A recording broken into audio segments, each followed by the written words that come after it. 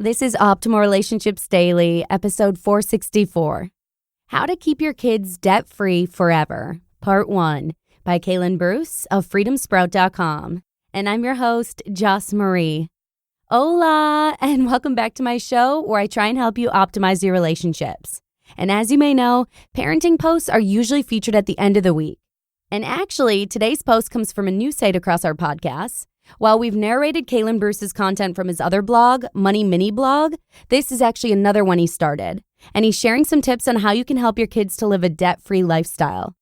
It's super important to me and Lee as parents to help our littles develop good financial habits from a young age. So I'm super keen to share this post to help you teach your kids why debt is a bad thing. So let's get right into it and start optimizing your life. How to Keep Your Kids Debt-Free Forever, Part 1, by Kalen Bruce of freedomsprout.com. For decades, debt has been a way of life for Americans. Gone are the days when a mortgage was the only sizable debt someone would take on in their life. Today, it's not uncommon to see a car payment the size of a house payment from the 90s. In 2015, Standard & Poor conducted a financial literacy survey and found that Americans are getting financially dumber. Financial literacy has been decreasing for decades, which could help explain why debt has been increasing. Americans now hold over $1 trillion in credit card debt and over $13 trillion in total debt. The credit debt includes those who pay it off each month, but more than 6 in 10 adults carry a balance from month to month. Around half of the $1 trillion in credit card debt is revolving debt. Auto loans are over $1 trillion as well, according to NerdWallet. The good news is that our kids don't have to fall into the debt trap. Not getting in beats getting out. Let's be real, most Americans are broke. 70% of Americans are in debt and 50% think they always will be. 78% are living paycheck to paycheck, and most don't have enough savings to cover even the smallest emergencies. If you read an article on becoming debt-free, the first step is always the same. Don't get into any more debt. If your child hasn't left home yet, he's likely not in debt yet, so he can skip this step. That puts him one step ahead of most Americans. That one step could mean the world. It's easy to not get into debt. It's much harder to dig your way out. It's possible for your child to never pay interest a day in her life. It's easy, actually. All she has to do is refuse debt. Trust me, it's possible and sustainable to live a debt-free life. Refusing debt starts by refusing credit cards. The psychology of spending. I've been through many stages of thought on the cash versus credit debate. I started by loving credit cards and never paying them off at the end of the month. Then I read Dave Ramsey's books and cut up all of my credit cards. After I crawled out of debt, I started getting into credit card rewards, and I went back to spending almost 100% on credit, but paying it off each month to avoid paying any interest. Now I'm back to preferring cash over credit, and here's why. Studies began a few decades ago to look into the spending habits of people who use credit cards compared with cash spenders. In 2001, MIT did a study involving college students bidding on 3 different items. When the students were allowed to use credit cards, they spent between 80 to 100% more than students using only cash. A decade later, a study in the Journal of Consumer Research gave some insight into why people spend more with credit than cash. It turns out people tend to associate credit cards with the benefits of the product they're buying, yet they associate paying cash with the cost of the product. This isn't by accident, it's mostly by marketing. We have the major credit card companies to thank for that. But benefits versus cost isn't the only reason we spend more with credit. Hal E. Hirschfield, PhD, explains that when we purchase on credit, we have more time to think about the purchase between the time of the transaction and the time we actually pay the bill. Studies continue to confirm that we spend more with credit cards. From restaurant tips to auto tolls, we simply spend more in every area when we use a credit card, according to a study from Value Penguin. Credit card rewards versus overspending. I'm all for credit card rewards, but given the aforementioned studies, I'm not so sure they're worth it. I still use credit cards and get rewards from all of them, but I'm actually considering making a change. Cal Newport, author of Deep Work, talks about the any benefit of things in his book, meaning that we tend to stick with things as long as they provide any benefit. It's important to look at what provides the most benefit. I think it's plain to see that while credit cards do offer benefits, cash offers the greatest benefit by spending less money overall, even factoring in rewards. I am highly intentional with my spending. I stick strictly to a budget, yet I still believe I would spend less if I used cash. Cash is real. We see it leaving our pockets. Credit seems more like pretend.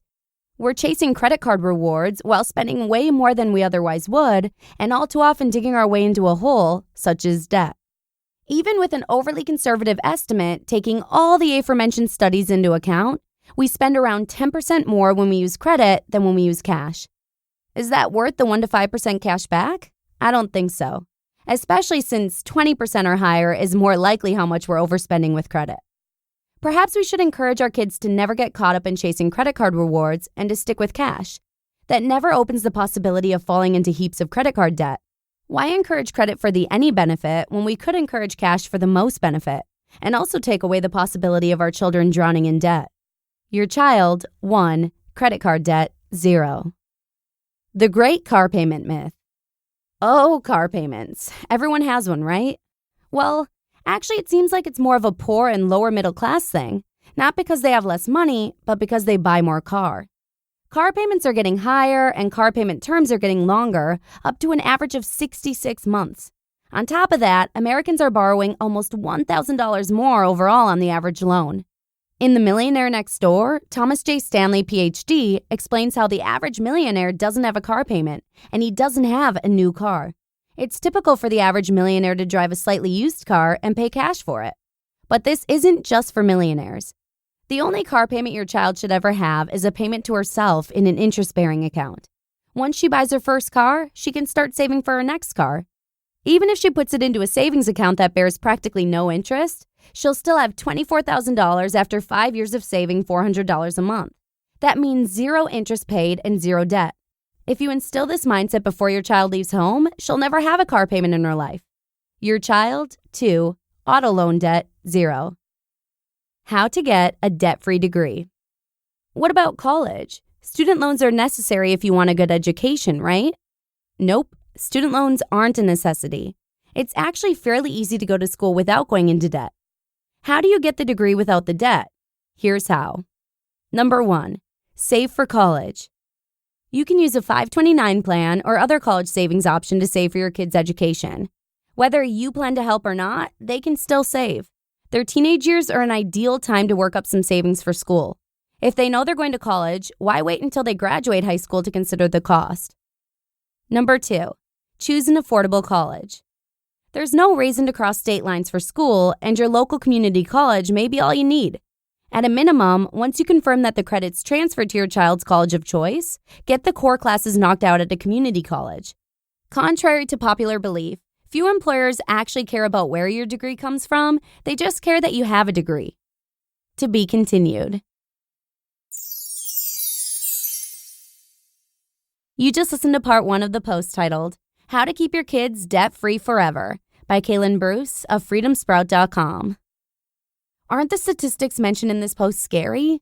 Most of us know that many Americans live paycheck to paycheck, but Americans holding over $1 trillion in credit card debt really puts things in perspective and gives me the goosebumps.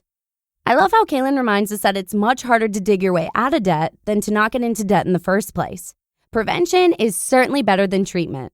According to an article on Inc.com, kids start learning money lessons as early as age 4. That is why it's crucial to teach our young ones about money matters. By the way, be sure to subscribe to Optimal Finance Daily if you're interested in building better financial habits, and you can also hear more from Kalen's other site there.